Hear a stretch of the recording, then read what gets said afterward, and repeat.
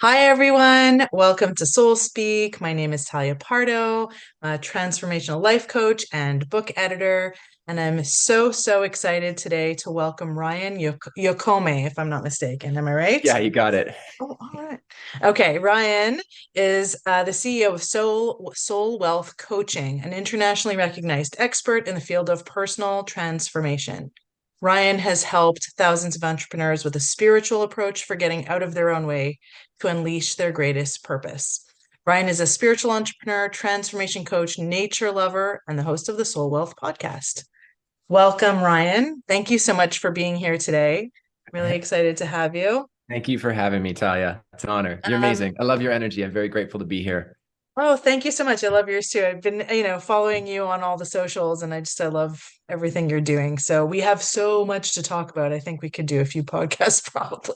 We do. So let's get started before we kind of get into the meat of things. If you want to maybe just tell our audience a little bit of what you do and how you came to do this, and like we were saying even before we started recording, that there aren't so many men in the coaching sphere. So what drew you to it? Yeah. Probably my wife. My wife. Yeah, you women are amazing risk takers. Actually, what drew me to the coaching industry is I started coaching when I was 20. I was like 20, like early Oh 20s. wow. And oh my God, I bombed. Like I just could not. I was doing people would come. We were living in a condo and people would come and they would just show up for free and I would like Oh teach wow. things kind of in like a meeting setting Right. and I could never make money at it. And so we ended up, long story short, we ended up joining a network marketing company and started having Yeah. success with that. But it was my wife, Chris, that was like, we should do this. And I'm This. like, wait a minute. Mm. No, that's like too risky. So we did it and we had some success. And that led me into coaching and started the business in 2014. Wow. Wow. And that's how did it feel taking a risk like that? Did you, I mean, it's natural, I think, anybody who starts out with the business to maybe not have Yeah. success in the beginning and then Yeah. go back to something that didn't go well for you. Yeah. I mean, I think it's always been a At part first. of my sole purpose is to Hmm. serve people. And when we went into the network marketing industry, like we did well. Like I think we did, like to be honest, I think we did around 350,000 in commissions Wow. over like a couple to 3 years. But that was the first time we've had success. And I was working just all with people, just leading groups of teams and large events and stuff like that. And I felt like on purpose, but then eventually it got to a point after a few years where I was craving more creativity. And Mm. when you work in a network marketing company, there's like you have to kind of follow certain methods and there's compliance with the company. And you can't do certain Hmm. things that you can do in a coaching business.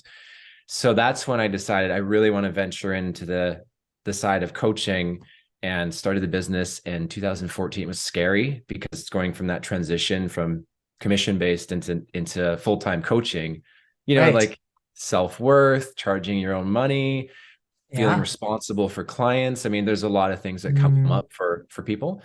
And so I Yeah. stepped into that space and been doing that, transformational life business type coaching for the last, I guess, 8 years or so.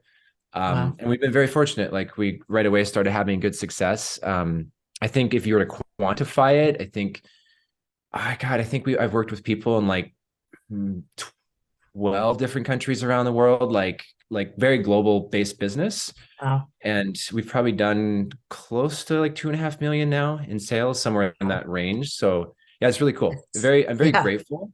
It's just a Yeah. reflection of serving people. But what's interesting is when I started working with people, I thought I was going to teach them about business. But when you got into it, they all were having Mm. challenges in the relationships. And so this whole masculine and feminine conversation was like every conversation I was having since 2014 until now. So I'm sure we can have a lot to talk about on this topic. Oh yeah, well, I've been having conversations and in my own journey recognized, as a new entrepreneur, understanding that I've had to face so many personal issues that have been, I hate to use the word stimulated or catalyzed to the surface because of my business. So, like you said, you deal with, limiting beliefs or core wounds or self or impressions Yeah. and knowing your worth because you have to apply it in what you're doing. So how did you guys decide to do it together? Because it's not often you see a husband and wife team or, a couple working together in the coaching Yeah. realm. Well, so funny story behind that. So with both businesses, the network marketing first and then coaching, Chris started the network marketing kind of thing, but then I ran with it. And she Mm, started the coaching first, but I really like aggressively started to build it.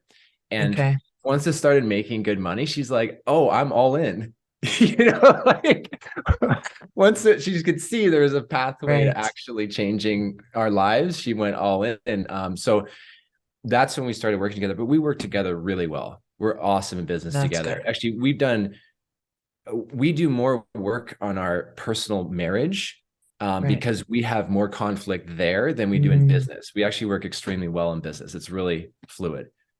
So what is it about the two of you that makes you work well together in business? We Where does complement that each balance other. come in? Okay. Yeah. Okay. So So are you the like she's, the more driven, masculine, yeah. um, and she holds space for all of that to happen and supports it, or Well, I'll give you a real like grounded, rooted understanding in business. So she is awesome at sales. She's okay. so good. And she sells for our company, she sells for other people's companies. And so where I'm really strong is coaching. Right. I actually don't like doing the sales. I don't necessarily like to have to like be on the sales calls and stuff. And so she, for a lot of our group programs, will do those calls, but she doesn't necessarily like to have to coach people.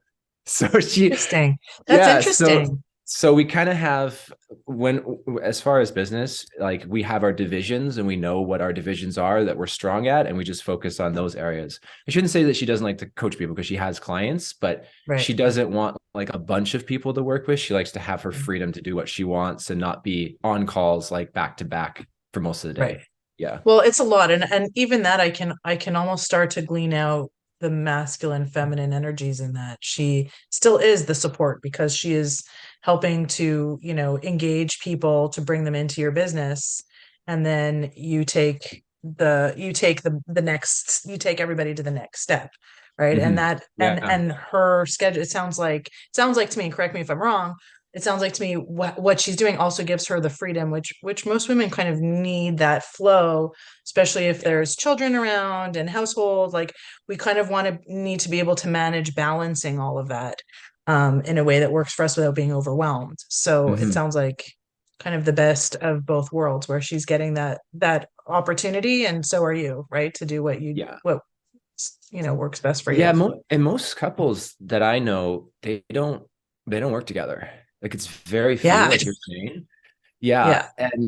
and in fact, most women that I've met, I know, they don't. Not everyone has a business that's going to listen to this, but most women don't Mm, have a business, and their partners don't.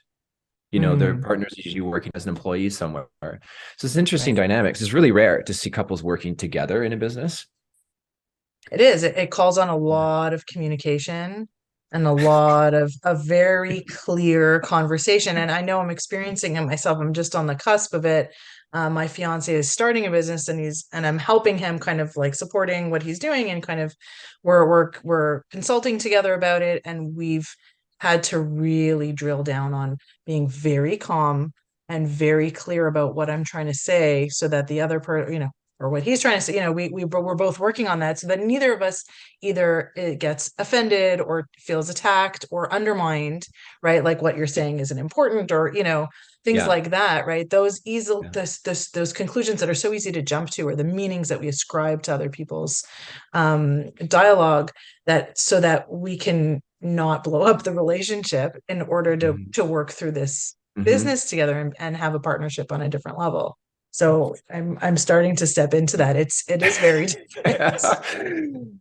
May Yeah. God bless you both. Yeah, it's a beautiful thing. And I can understand where it really calls in all of those key tools from the relationship Yeah. into the Well, business dialogue.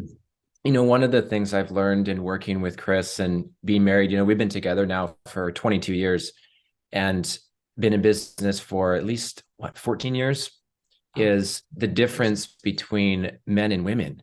Like, yes. so, we always ask our clients, would you rather be respected first and Mm, cherished second, or cherished first and respected second? And for me, I'd rather be respected. I have no desire to be cherished. But Chris wants to be cherished. Yeah.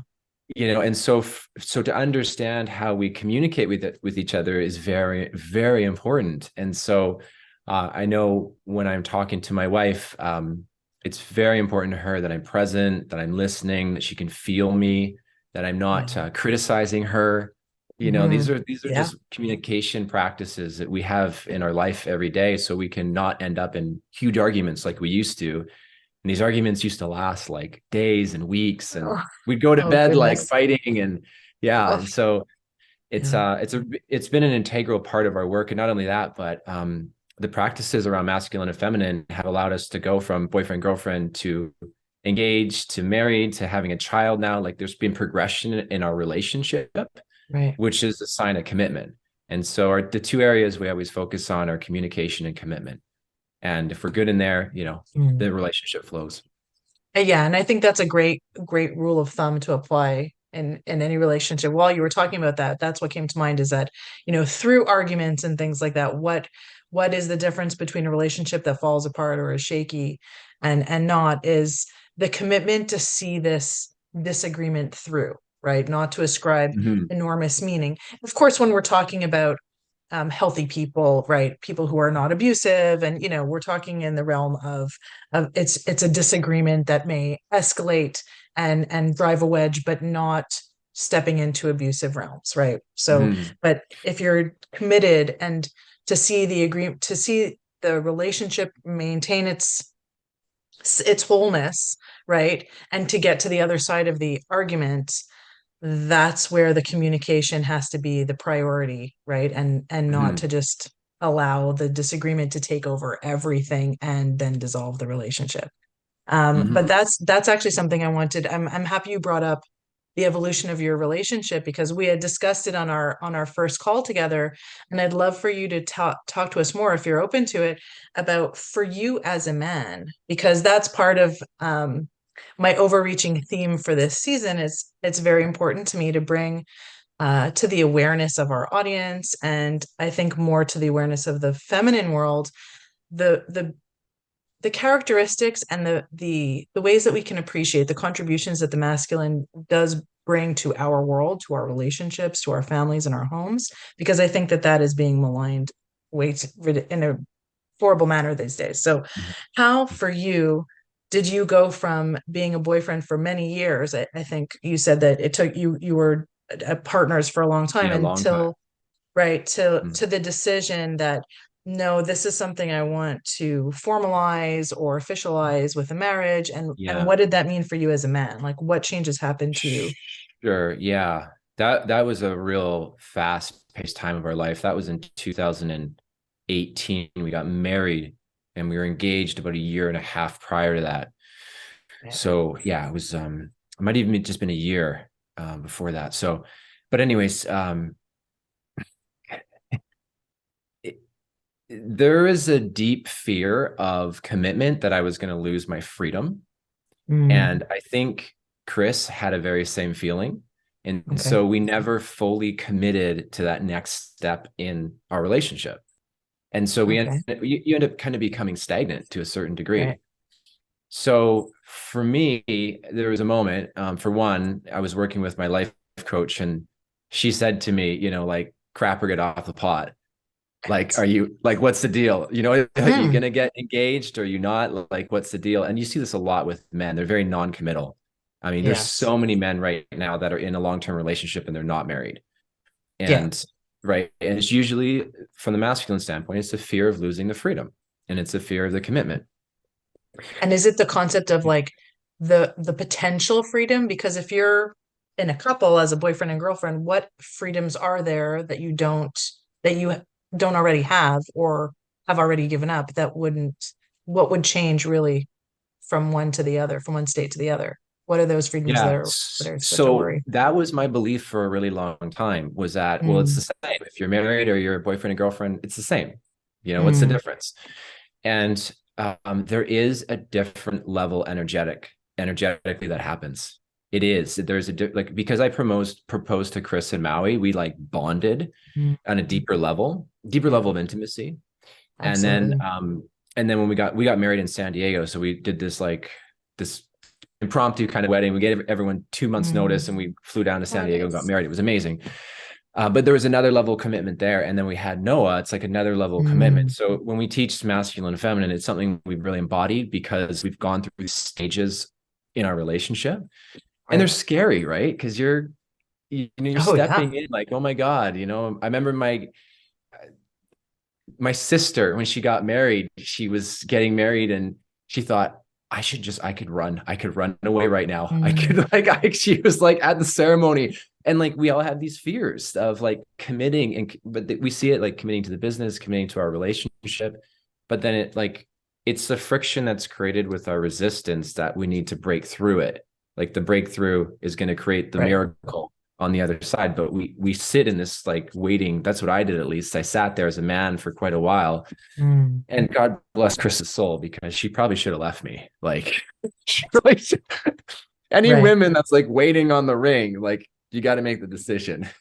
Right. Right. Well, and the thing is, I think that when you say like the losing the freedoms, it's the potential of I can leave this when I choose without, any repercussions or obligation Totally. to feel any Yeah. obligations, right? So that's the Yeah. deepening of the commitment. And I know where you're like, I've just recently got engaged. And so I Yeah. see it. Congrats. Thank you. I see it in my fiance, who I don't think he planned to get married. And then, as our relationship progressed and I let him know that that was actually important to me, I could see those decisions being made and resolved in Mm-hmm. his mind. And it has been a different level of commitment even since the engagement.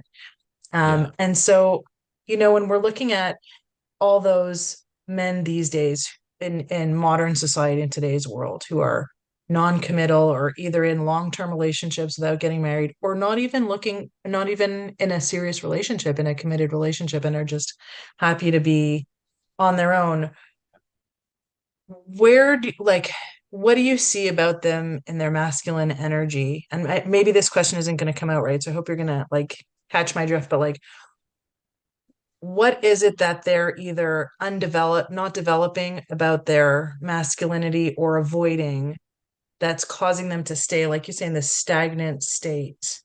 Because I Right. feel like you really do truly become a man when you marry and start a family. Like Yeah. that is really the pinnacle of everything a Yeah. masculinity is supposed to embody in terms of protector and provider, Yeah. Feeling and safe, protector, support. provider. Yes. Yeah. So Yeah. so where do you think that it's like an epidemic? I think I was listening to a podcast that said like 60% of Yeah. seriously 60% of like Yeah. 25 to 35-year-olds are not even in relationships or Yeah. preferring not to be committed. So like why? Like what is that? Where is that coming from? And I think I have my Well, own answers, but I want to hear it from you if or what you think. if for that stat, let's say a guy prefers to be single, it's because he doesn't want to have to deal with the feminine. And what It's is it about the feminine that he it's doesn't want to deal chaotic. with? The feminine's Oh. chaotic and emotional and unpredictable and Mm, crazy at times. And so to the masculine, that's work.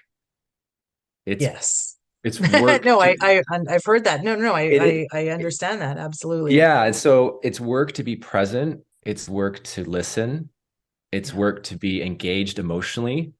It's easier for a guy to not have to think, play video Mm, games, drink some beer, smoke some weed, and not yeah. have to deal with any of that. That's And why a and guy would stay single.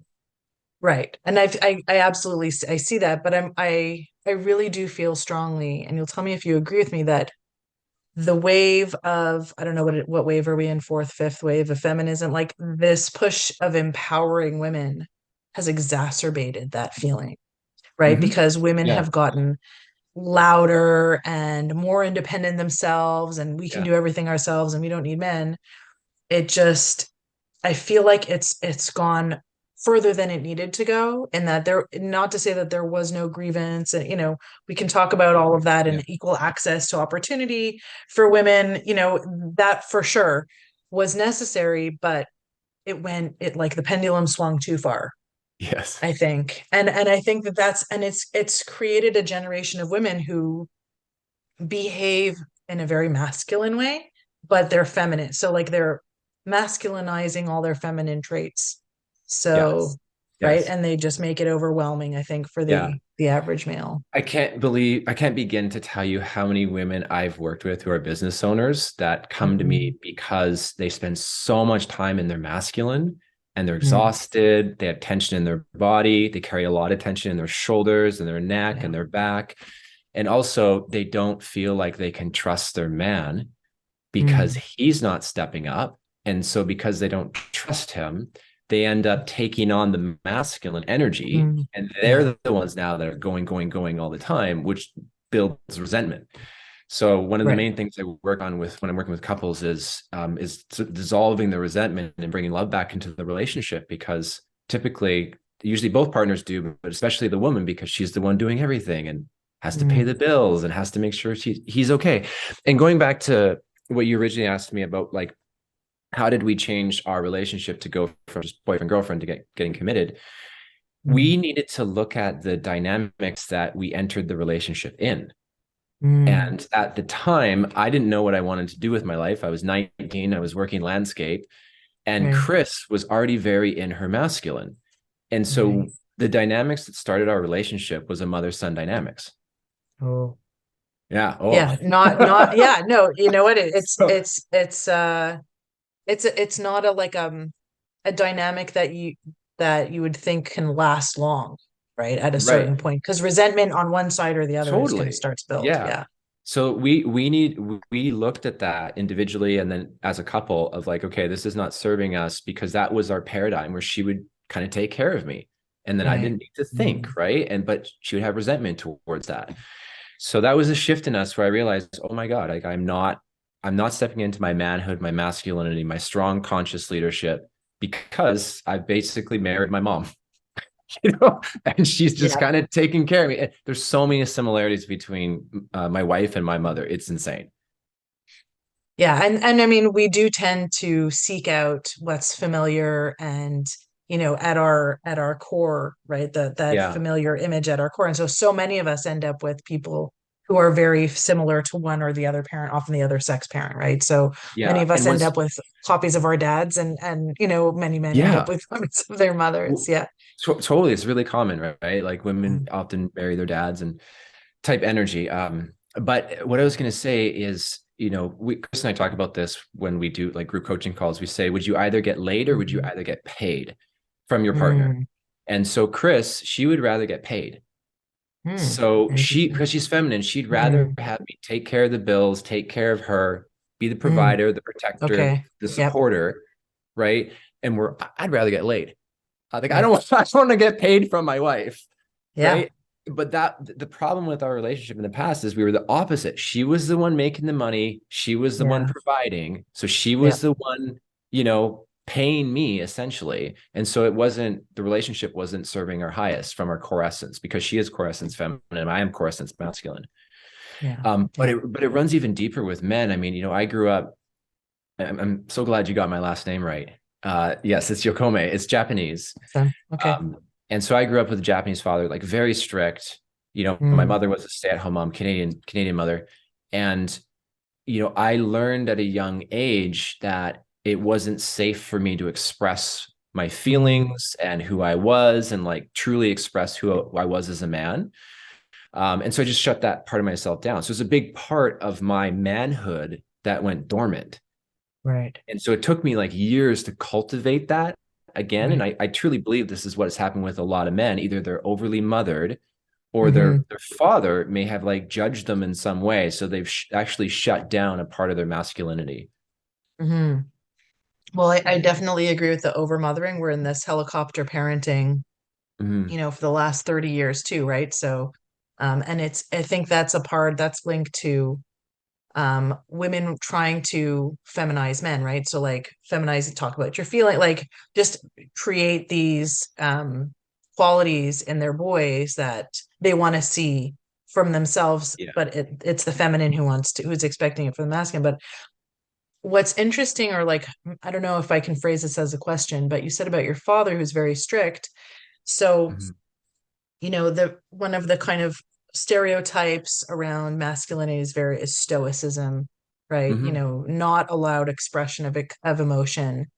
And so how do fathers like how do fathers go about getting that right to teach that emotional strength in their boys without it translating into shut it down because you're not allowed to express it, instead of you're allowed to own it, you're allowed to speak about it, but without it being out of control and chaotic, right? Hmm.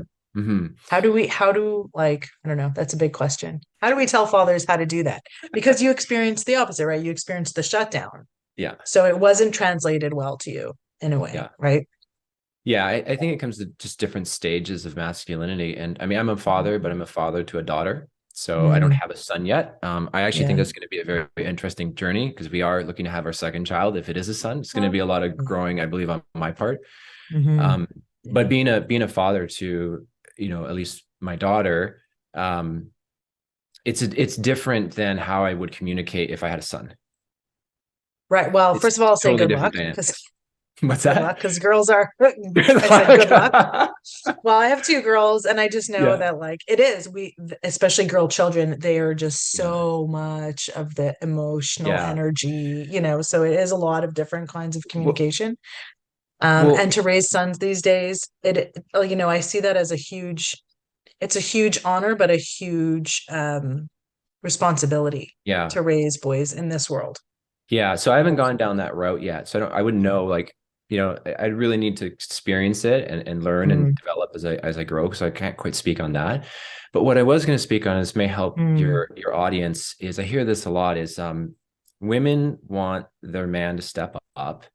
They mm, desire him, they see his potential. I mean, that's why that women, got with that guy because they saw his potential. And they don't quite understand how to communicate with him. yeah. And so a lot of the work that I do with women is just helping them understand how to communicate in a healthy way with your man because they don't understand. And No. it Yeah. okay.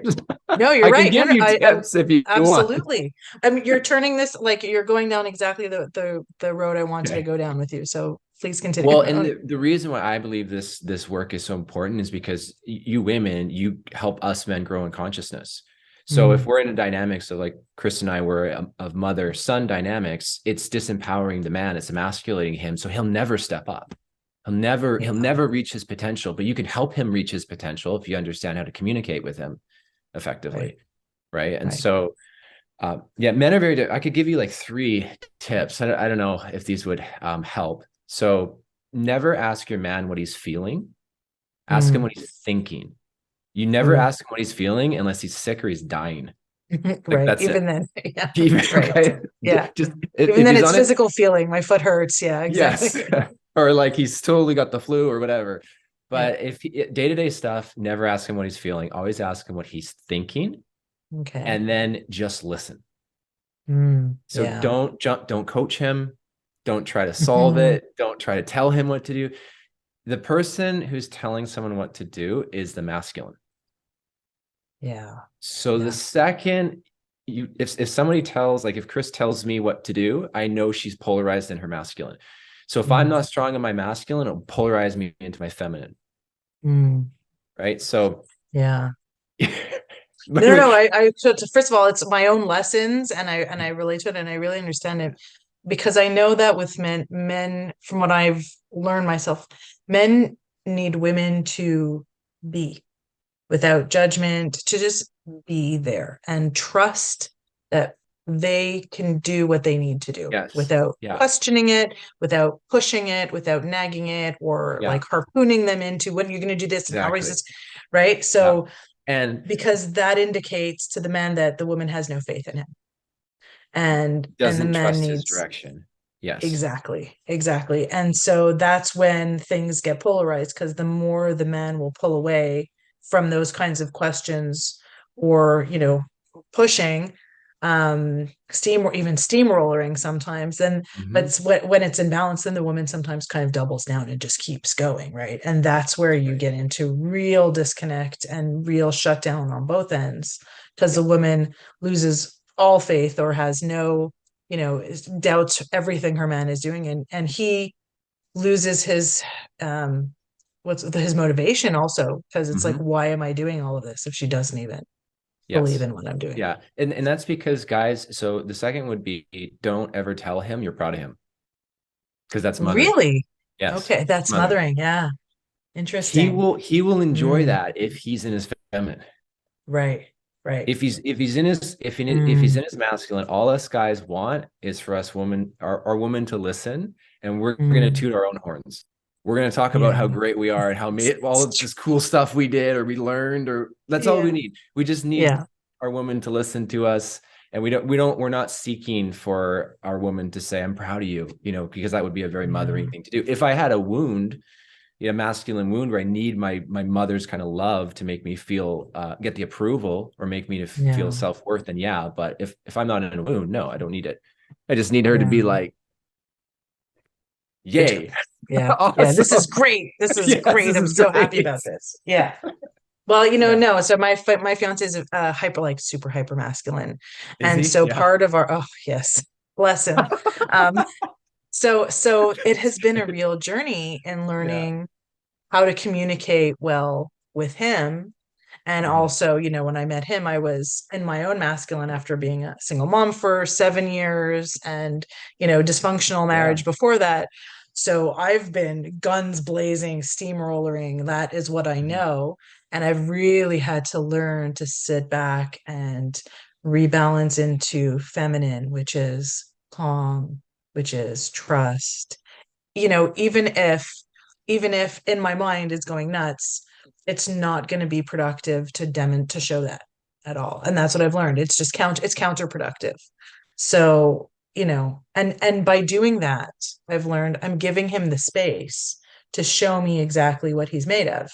And that's how it builds my trust, because he does step up. Yeah. He does show me what he's Yeah. made of. And then that, then feeds into my trust in him so that I can relax even deeper into it. Yeah, so if that works for you guys, then you've figured it out, like the flow Yeah. between the two of you. Chris and I are a little different. There's a movie I watched, or I saw a preview once with Mark Wahlberg, and I guess he was getting out of jail or something with his character, and his partner, his woman fiance or something, was really upset at him. And so she was up on the balcony of this condo and she was screaming and yelling at him. And she grabs this TV and she just throws it out the balcony onto Oh the my. street. And, Chris is like that. She's kind of crazy. Like she's thrown alarm clocks at me and I've had to hide the knives. Like she's Mm. feminine. And I think the misconception, especially online, is I see this a lot with women is they think feminine means meditating and just sitting there and being calm and still. It's Oh actually no. the Yeah. total opposite. It's chaos, it's craziness. And sometimes you need that because if you're not expressing your emotions fully, like you're controlling them, then it's going to bottle up. But if Yeah. you, it will actually help your man too. Like he might think like, whoa, like calm down. Like he's going to be like, this is too much, right? Yeah. But it will actually get the energy and the flow going between you guys. Just don't do it all the time, but it could be good. No. Yeah. Well, no, I'm not to say that like I just stay quiet all the time. It's Yeah, that there are those fluctuations, but I've learned that what's more productive is to express it in a way that he can hear so that he doesn't feel like I'm coming at him with like this arsenal, right? he'll So that grow though. He'll it grow though in the arsenal. fills in. Yeah, he has. I've seen that too, but I He try to will. That's reserve where it he'll for really grow. like He I probably don't loves the peace. he He loves the loves peace. it That's all he when asks it's for. peaceful. Yes, exactly. But that's what I mean is that is the last resort, right? Yeah, Because using it too yeah, often it makes everything too stable and it's not healthy. But really, sometimes that last big expression is what makes the next step happen. But it also needs to be mindful that, it yeah. has to be done in a way that's not over the top or over, Every like couple, not yeah, constant. every couple is so different because I know couples who do not fight ever. Like they never fight. Oh, I don't know that. And Yeah. that's at least they tell me that. But they're Yeah. they're more docile. And then I know other couples Yeah. that fight like crazy and they have crazy sex. It's just like Yeah. polarized. It's just everyone's so different. But I High think, energy. yeah, I Yeah. think what matters is what you're saying is like you find what works for you, and then that works, between you and your Yeah. partner, and then you keep going deeper into that, and then that's what evolves the relationship. Like, you go deeper than the drama. and then it evolves Well, things. that's it, right? When you maintain it also at a level of when it's drama for the sake of drama and everything is about drama or about control, Yeah. like there are, nuances to it, right? Are you fighting all the time because one side needs to have the control and the other, Yeah. that's a different element. And how Mhm. much, energy do you want to put into that? It's about, what I've Yeah. I guess what I'm trying to also express is understanding those are the communication methods. Like what is going to be productive? How are we going to hear each other? And then also, how do we pull it back when it does go over, a little bit above the above board, right? And a little bit Mhm. above the line of, it becomes an argument, right? Then how do we pull Yeah. it back in the conversations we need to have after? Yeah. Yeah. Exactly. Yeah. If it gets really ugly. Yeah, we don't want it to get ugly. But so this is wonderful. So do the Yeah. two of you, you said that she also does calls. Does your wife, Mhm. do you ever do them together to work with couples together? We do, yeah, yeah. We've done a few of those calls together, whether they're like single sessions or group sessions, where we actually are here, actually in my office, and then we're working with a client together as well. And then we've also, well, I've done calls with couples as well. Chris hasn't as much, but yeah, that's Okay. always fun because you become the mediator, Yeah. right? It's like counseling or therapy, and then the couples start to open up and talk about things they wouldn't normally talk about. So you Right. kind of have to intervene because it becomes like an argument. Calm it down. Yeah. Yeah, Bring it for back sure, together. right?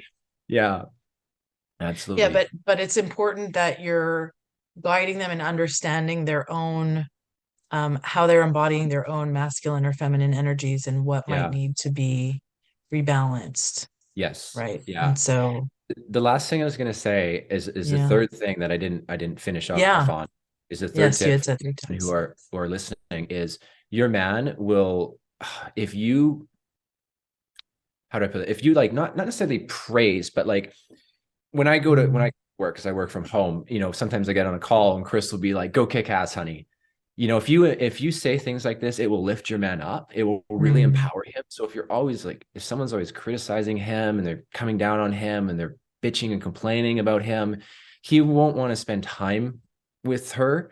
And so it'd be better if she started seeing the good qualities in him, empowering him. And like, that's not mothering, that's actually being empowered, like an empowered couple in a relationship. It will raise him up and he'll actually start to cherish her if that's what she desires. So maybe date right. nights, doing more things for her and taking care of her. Right. Well, I feel like that might be across the board for anybody. Nobody wants to be around someone who's just criticizing them and Totally. putting them down anyways. Yeah. But I think it allows the men, but it sounds like my own understanding, like it allows you to feel safe in a space to open up your heart and your sensitivity to your Yeah. woman, right? Yeah. That's part of it is that's I think a little bit of the mistaken impression that a lot of women have because men are less expressive, that they're heartless, that they don't get hurt, that they don't care. When actually the majority of men have really big hearts. They care so much. They try so hard, and to not be appreciated or recognized for that, Yeah. and instead to be just maligned for their failings, it's just bringing down men. I think everywhere in such a big way to understand that to go from the provider. And I had this conversation and in another podcast, which is it seems to be a theme that I keep coming back to because I really connect with it and that understanding that the provider is not going out to hunt the saber-toothed tiger anymore, right? Like you're not putting your life on the line. Most men, although there are so many men out there in jobs today that are physically dangerous, right? And who their lives are on the line.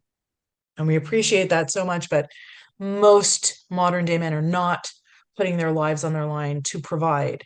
And so it's very easy for us to forget that it still is a big challenge for men to provide these days, right? To provide for their family, to create either a successful business or to find a job that is lucrative. And so it is like a battle out in the outside world. And to recognize that in their men when they come home and to show that appreciation or, empower him and encourage him to keep going because he's doing it for us, for someone, for the home, for the family, for the wife. So Yeah. it's something that I really try to keep at the top of my mind, Mhm. and talk about because that's something I think there's like a lack of appreciation or a taking for granted around men because it's too easy to gloss it over because it's Mhm. not readily apparent. Yeah, and there's definitely a certain stigma with men in society that, you know, they're not allowed to talk about their emotions or they don't have emotions, like you're saying. Yeah, and we definitely have emotions. we we have them. The Right. other thing that's going to add is I think men just in general, like for me, one of my healthiest outlets is exercising. I exercise about 6 days a week. I do triathlons and marathons too, and for me, that it's such a strong outlet to be able to get the body moving, and Yeah. I think that's a thing that definitely men need. But also, you know, men need other men. Like, you know, I'll listen to a lot of audiobooks like David Goggins or Grant Cardone stuff. And I need sometimes a strong masculine man. And going back to the criticism, men need criticism. If a man doesn't Right. have, is not by his partner, no, Right. not by his woman. Don't there's Challenge. Yeah. you know, but they need to be challenged. Us guys, Yeah. we love that. When we're being criticized or challenged, we step up. Absolutely. And Right. without that, we kind of drift. It's like we become soft. Right. Well, because there aren't any more of those initiations like we've, Yeah. those, and I think there are still some, nomadic tribes that do those kinds of initiations for their boys, right? Where they have to go out and bring back a wolf's head, things like I'm Yeah, yeah, stereotyping, but something. Yeah. right, like they're physical initiations, and those are aligned because there was a deep understanding of masculinity and what it is to be a man and initiate into manhood. And I Totally. think this is a great time to come to an end. We're going to start to say goodbye to our Soul Speak audience, and we're going to record another 15 minutes or so for the Wisdom Well members, which is an exclusive perk, part of being a part of my of being a part of my Wisdom Well community. So we're going to close it up, and I think this is a great place to close it up to understand that what men need, how, and you gave some great tips about the ways to approach your man or talk to him, and phrase things. And so to close up for our general public audience, I'm going to ask you for a book off the top of your head for my Soul Speak guest recommendation list. And then if you can tell our audience where to find you and how to connect with you, that would be Yes. great. So I'll recommend three books. They're all by David Data, and Okay. if any, and even women I know loved reading this book, but it is for men. It's called The Way of the Superior Man.